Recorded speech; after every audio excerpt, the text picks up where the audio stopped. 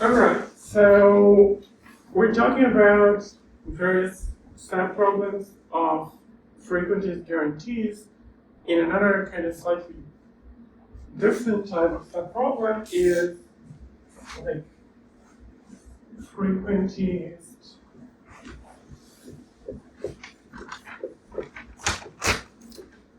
guarantees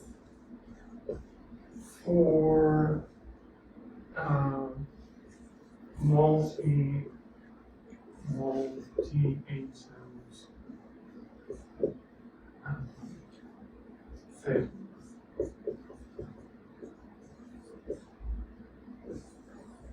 Right, so like suppose instead of just having one agent, we have like several agents interacting with each other. And I mean, this is interesting both because it's related to all sorts of questions that we are interested in practice, you know, how AIs interact with each other, how would like AIs interact with other optimizers, or you know, a causal trait between AIs and various identities, how AIs interact with humans is also multi-agent, right? Even like humans with humans, this might also be relevant to some extent. So kind of one reason you should care about this is because it's basically existing relevant also to practical questions, but it's also an interesting kind of test case of our theories of agency to like see what do they tell us in the multi-agent scenario, and whether in those scenarios we kind of produce results which we find, you know, kind of consistent with some expectations we have or some intuitions and so on and so forth. So this whole area of frequentist guarantees for multi-agent settings is kind of something which is fraught with open problems, really, because it's basically about the interaction of two fields, which are game theory and learning theory. So there are two fields that conceptually really should be possible to combine to combine together in a nice way, and we don't know, and we don't really understand how to do it, which is one problem. Another problem is we're not sure this field is even correct. So, like, you know, what is each of those things? So game theory is like a normative theory which purports to say what constitutes rational behavior in situations where like multiple agents with general different utility functions interact with each other, and like we assume that they know the rules of the game, so they know, you know, they have like some shared model of how their interaction works, and they know each other's utility functions also. And in this situation, so game theory is kind of like given knowledge of the game and all the utility functions,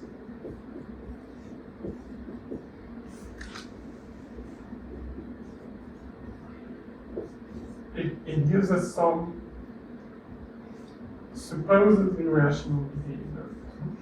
On the other hand, learning theory talks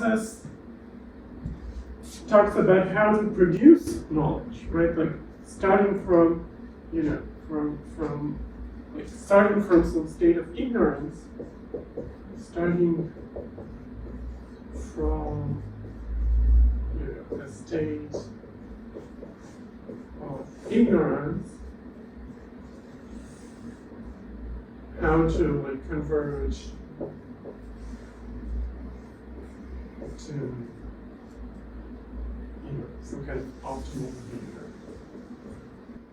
So those two kind of answers, if they're true, it stands to reason that they should be compatible with each other. Right? If I take a bunch of agents that are acting according to some learning algorithm that we think is like correct in some sense, and we put them in this multi-agent game, and we give them the opportunity to learn. So here they start from a state of ignorance, but we give them every opportunity to learn the game and the utility functions by like observing everything that happens and iterating. Then we expect this thing, we expect this convergence to optimal behavior to kind of lead to the sort of rational behavior that game theory commit, if that's like recommendation is true. But this is not, but this doesn't, it's pretty difficult to get this. And the reason it's difficult to get this is because of something called the grain of truth problem. The grain of truth problem is basically the same problem we talked about before, the non-realizability problem. The reason, but here it's especially salient because here there's no way to avoid it. Right? With like non-realizability, okay, we can kind of just ignore it and study toy models where everything is realizable because we want to. But here there's no way to do it because when you have multiple agents, then it's pretty hard for them all to be realizable relatively to each other. It's almost like paradoxical. So people have actually come up with some really wild ways to accomplish the thing where they're all realizable with respect to each other. There's been this work by Miri and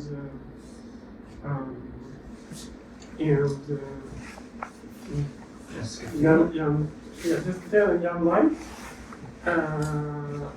They did this stuff with like reflective oracles and Jessica Taylor came with reflective oracles and Jan Light, it was like before his time in OpenAI. They kind of collaborated on using that to prove some kind of convergence to Nash equilibrium type of results. But that requires some pretty wild acrobatics in the sense that you need like your agents to be equipped with some oracles that are like uncomputable. And yeah, you can in principle do like some kind of a computable approximation, but this computable approximation is probably completely computationally intractable. And even if we're fine with, even if we somehow don't worry too much about that, then there's still the issue of kind of choosing a fixed point, because like those oracles, they're not unique. There's like many different types of reflective oracles, and when like several agents that have like the same type of reflective oracle meet each other, then they end up playing the Nash equilibrium. If agents with different reflective oracles meet each other, then nothing good happens. So it kind of feels like something that requires you to very carefully kind of fine-tune the initial conditions for it to actually work. Yeah, there has been other more mainstream work where people kind of came up with algorithms that are guaranteed to converge to, correlated equilibrium or Nash equilibria or something, but all of those had the property that either those were some algorithms that only work for some very simplistic settings like bandits, or they are kind of also in some sense very contrived, like algorithms that are specifically designed to converge on this equilibrium and are not just and don't have like a good justification as kind of learning algorithms just for the sake of learning algorithms. So, and this is one problem. Another problem is that there has been some doubts about whether game theory, as it is usually presented, is even correct, because like Well, I mean, the basic concept of game theory is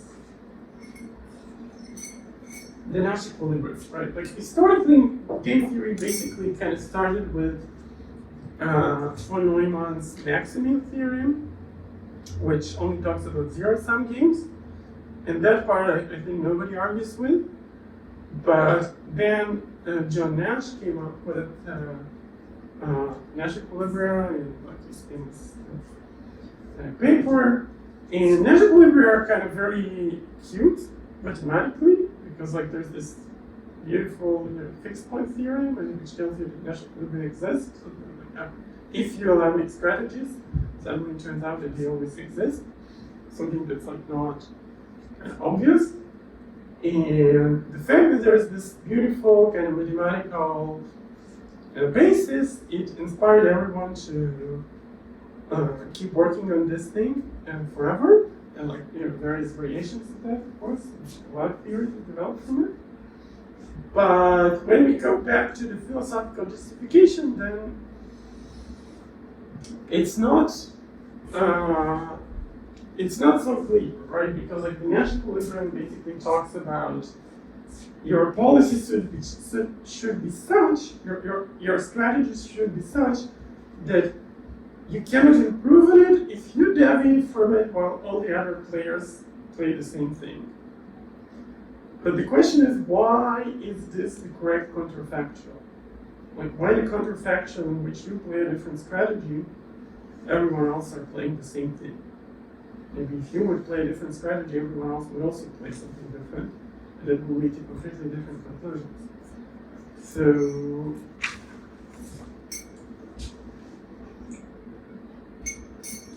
in particular, like this theory of Nash equilibria has consequences such as, in the prisoner's dilemma, the only rational thing to do is to defect against each other. And in the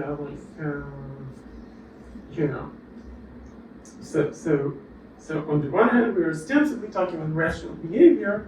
On the other hand, we're explicitly describing a situation where both players are just shooting themselves in the foot instead of doing something that would be better for both of them. And this kind of has been accepted as sort of an inevitability of, I don't know, something, but there is some kind of growing doubt about how rational it is really to do something which is bad for everyone, literally everyone involved. Like, rationality should be about getting outcomes which are good for everyone, and not outcomes that are bad. And like other examples, like the ultimatum problem, where like Nash theory tells like ultimatum game is like we're dividing some pile of coins or whatever, and there are two players, and the first player makes an offer of like how we should divide the coins. The second player can either accept the offer or reject it. If the offer is accepted, we divide it like that. It's rejected, all the coins go into the trash. In this game, kind of classical game theory tells us that the first player should take all coins but one, and should take the maximum amount to themselves, and leave only the minimal thing that's still greater than 0 to the second player, and then the second player should accept this offer. But this is also feels very not intuitive, not how people certainly behave. And you can also make the case that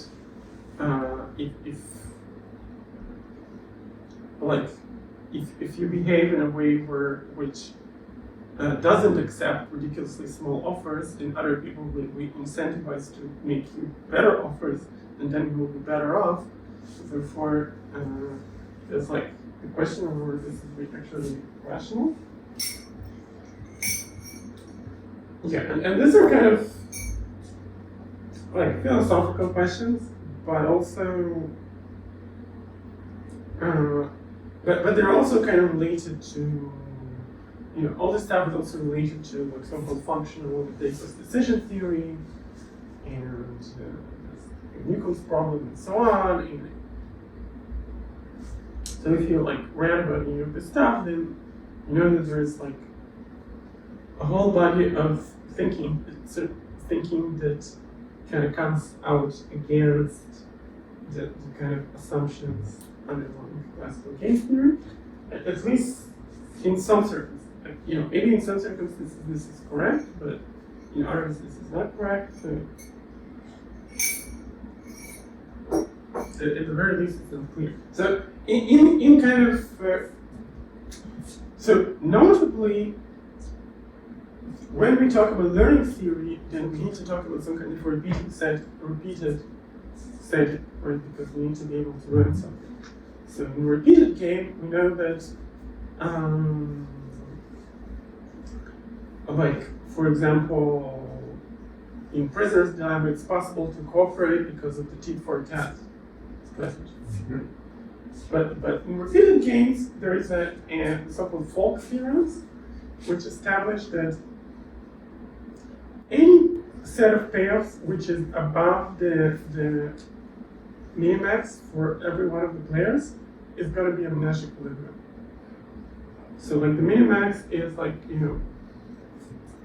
what you could guarantee if everyone else played adversarially, basically. So that's obviously you should not be satisfied with a payoff less than that. That would be like completely ridiculous. But basically, the folk theorem says that anything above that is a potential Nash equilibrium. So kind of Nash equilibrium is like extremely weak criteria, extremely weak concept in the setting in which learning theory is the most relevant. It becomes very uninformed. And yeah, and that's also another like thing that's kind of troublesome about classical game theory is that those Nash equilibria, they're not unique, right? And that there is no satisfying account of how agents are supposed to select one Nash equilibria out of a possible big set of Nash equilibria, and especially this becomes acute in the setting of the folk theorem, where there's so many Nash equilibria, and then just saying you're Nash equilibrium is almost not saying anything. So everything is about how you select the Nash equilibrium. Game theory doesn't have much to say about this at all. And finally, to complete my theory against classical game theory, it also turns out to be computationally intractable, because there's also results that show, well, again, it's not definitive, but the kind of computationally hard to find Nash equilibria, computationally easy to find correlated. Yeah, so correlated equilibria can be found linear properly, but Nash equilibria are like, they belong to some complexity class which is largely believed to be intractable. It's not NP, it's something smaller. It's some complexity class which appears in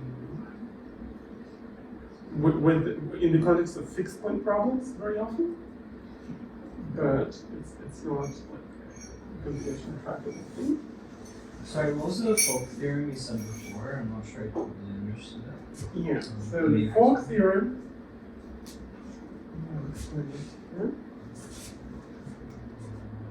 I got the larger point of like game theory is very flawed, so I think it's valid.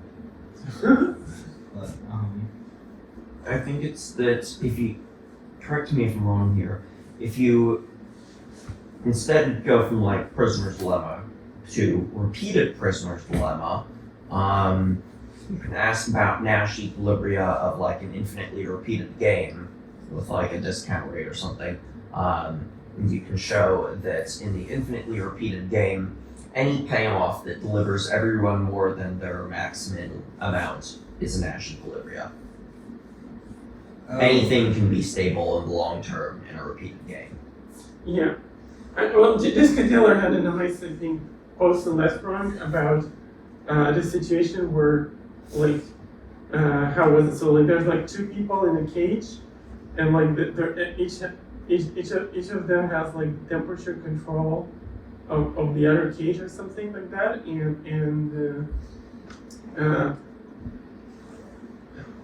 I think I forgot the details, but the bottom line is that there's an Nash equilibrium where they all keep themselves in maximally hellish temperature minus epsilon, because like there's. Is the proof for that? I think this makes sense because it's like your algorithm here would just be like, oh, I'll just do this thing for you guys, but if you don't obey what I want you to, then I'll like, turn your temperature down or something.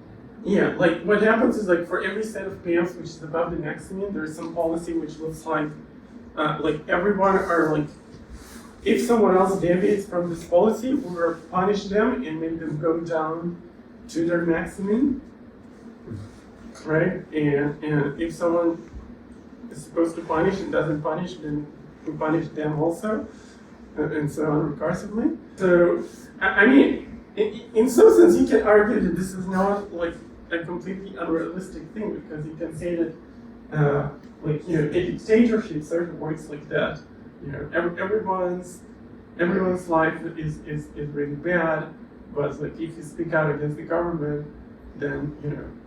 They will send you to prison, and the person that's supposed to send you to prison, if they don't do their job, then they will send them to prison. So like everyone are in equilibrium where they're doing something which is bad for almost everyone except for the great leader. But it's somehow still a stable equilibrium. But it seems that like this kind of equilibrium in real life, they usually only appear if you have like a lot of people.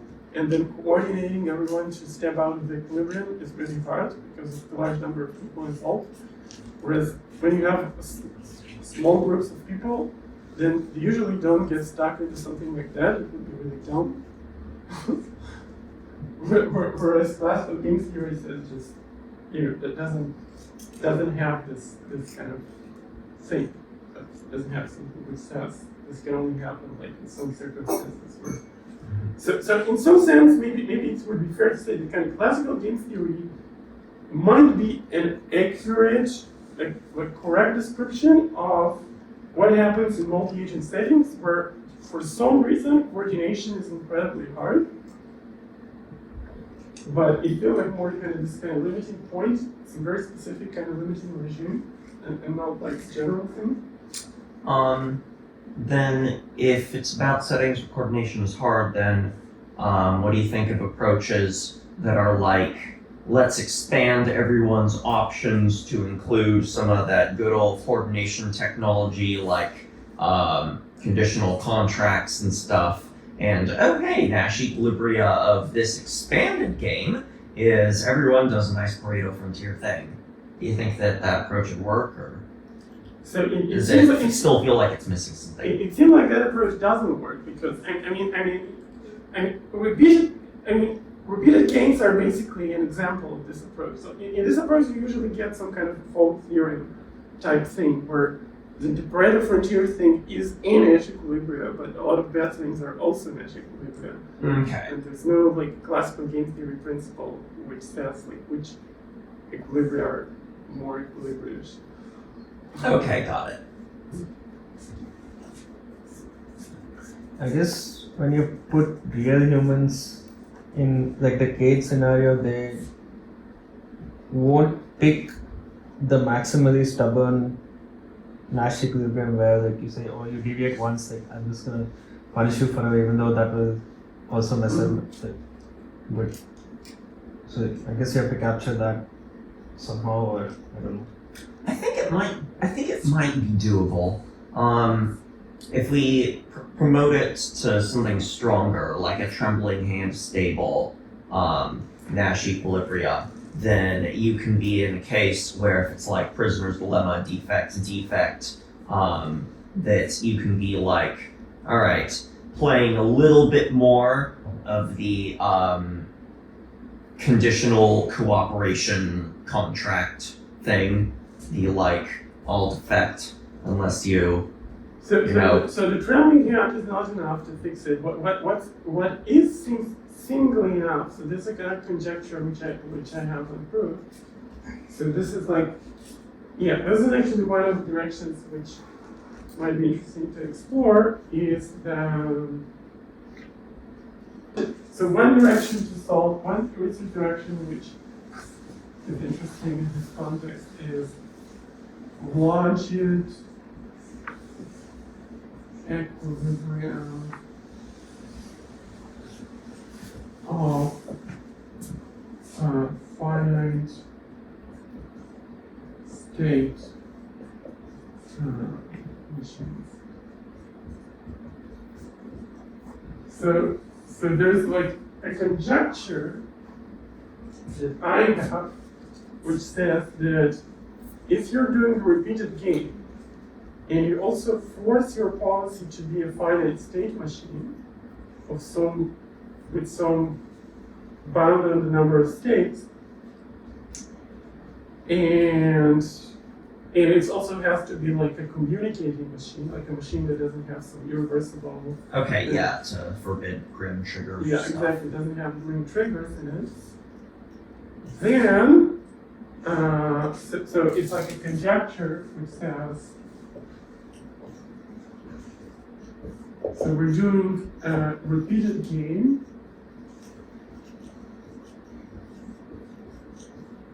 And as always, gamma goes to 1. So the fault theorem is only true for gamma going to 1. But this is also the limit we care about in learning theory. And like strategies have to be finite state machines with number of states bounded by something. And there's no green trigger. So this means that your state machine doesn't have irreversible transitions. So two questions. One is, I Wait, suppose. let me finish formulating the conjecture. So then, Logit equilibria, or it's more like beta Logit equilibria for beta of gamma, for some beta of gamma, such that beta goes to infinity as gamma goes to 1, and some particular rate are converging to Pareto-efficient. So what's a Logit equilibrium? A Logit equilibrium is like, instead of doing your best response to what everyone else played, you do like a softmax response, basically. So you like play every strategy with the probability. So like the probability to play a particular strategy is proportional to the exponent of beta times the expected utility, conditional on you playing the strategy. So and this is true for every player. So this is what's called Logit equilibrium. And this is something that I can show in like the prisoner's dilemma for like a one-state machine or something, but I'm kind of guessing that it might be true in general, but I don't know. It's kind of a conjecture.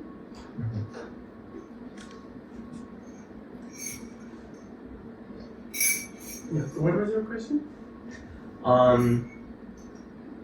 So my first question was whether the finite state machine was just looking at the past observation or the history. I suppose it'd be past observation. I mean, it's a finite state machine, so every time it updates its states according to the observation currently. Alright, so function s times 0 to delta s. It's like a Millie-Moore machine, right?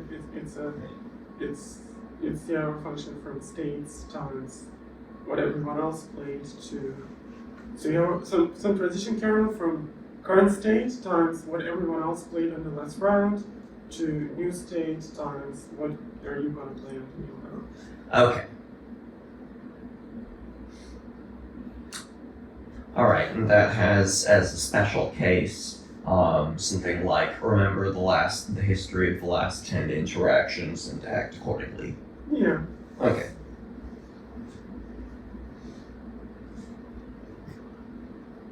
Okay, so this is like one thing which is also interesting to try to understand better. But this thing doesn't really talk much about learning theory. Doesn't talk at all about learning theory. It's just some way of tweaking classical game theory in a way which produces Pareto-efficient things and repeated games. I mean, you can kind of argue that this type of logic equilibrium is kind of natural in a learning theoretic setting because you have some kind of an exploration algorithm. Mm-hmm. Often you do some kind of a softmax exploration, if you're doing adversarial medius or something. But it's not like clean or you can actually get it from learning. So a more interesting, much more recent idea I had is Infra-Bayesian Haggling. So I think I don't want to go into details right now because we need to first understand Infra-Bayesianism to understand this. But so the basic recap is that in Infra-Bayesianism we can sort of have we can like consider a certain type of hypothesis in our hypothesis class, which has the form of try doing something, and after you try that, if you play a particular strategy, then the opponent will respond in a particular way. And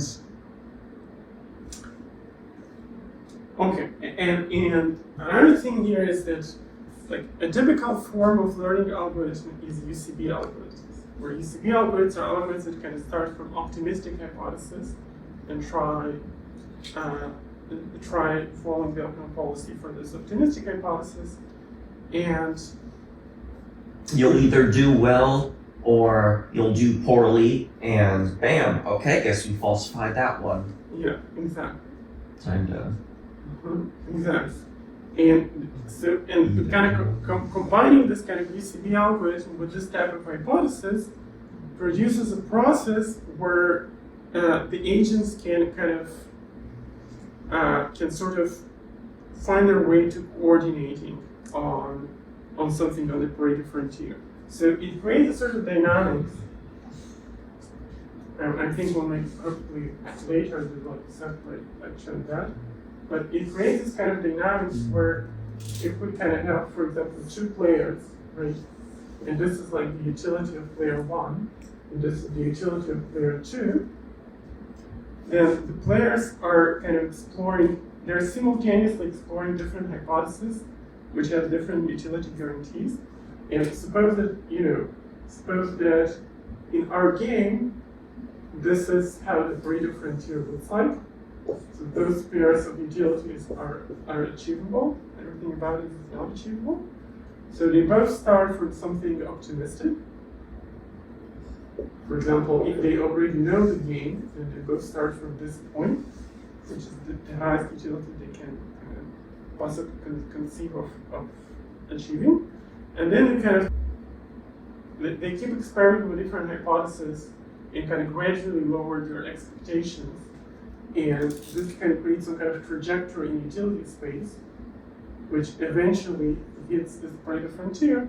And when it hits the Pareto frontier, then they will strike on some hypothesis that allows them to coordinate at this point. So typically, in this process, they will end up on the Pareto frontier, unless they're kind of doing learning in some very, very different very, very different pace, such that one agent already kind of gave up and just playing this maximum, while the others still haven't even gone down at all from its top detail. So this thing it gives a new notion of equilibrium. So for like a two-player game, what it says is either they will play a Pareto-efficient outcome, or so for two players,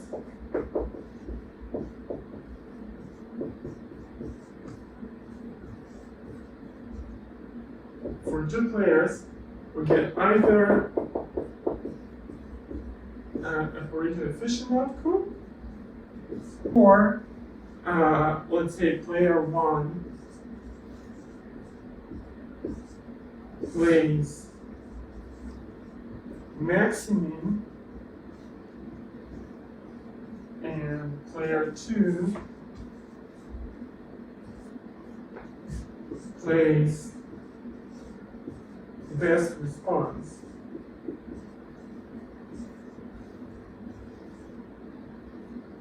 Or vice versa, right? So there's like some good outcome where they're doing something very efficient. There's some kind of outcomes where kind of coordination sort of fail, and one of them is just playing kind of defensively, just the maximum, whereas the second is kind of responding and doing its best, given that the second is doing the maximum. And in some sense, those two outcomes are much less typical than this one. Like, those two outcomes in some sense happen when they have like very different kind of priors and very different learning algorithms that kind of go through the hypothesis space in like extremely different ways. So for more than two players, there's some new notion of equilibrium that arises, which I won't formally define right now, but there's more options than just those. For example, you could have like situations where some set of players forms a coalition together, and they're playing their best, like their Pareto-efficient thing, assuming everyone else are adversarial, and then like the other four players, for example, play their best response to those three players doing this adversarial thing. So it's kind of, instead of just having those two modes, we can have various complex combinations of those two behaviors via coalitions, which like you could also have like a third coalition here, which like you could have a situation like this, where this is like a coalition of three players which plays cooperatively among each other, but defensively against everyone else. Those guys are playing cooperatively with each other, defensively against those two, and responsively to those two, to those three, and those two are playing cooperatively with each other and responsively to all of those. And you can have like this kind of combinatorial structure, kind of different coalition hierarchies. So this is interesting because it leads to some completely new theory of completely new notion of equilibria, which is very different from the classical theory, and has like some and has some pretty good learning theoretic justification.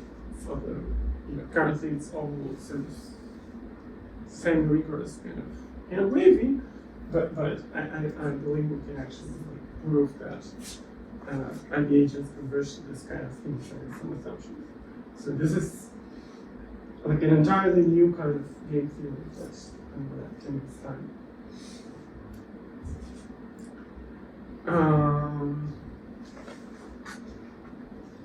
Okay, that's all on multi-agent.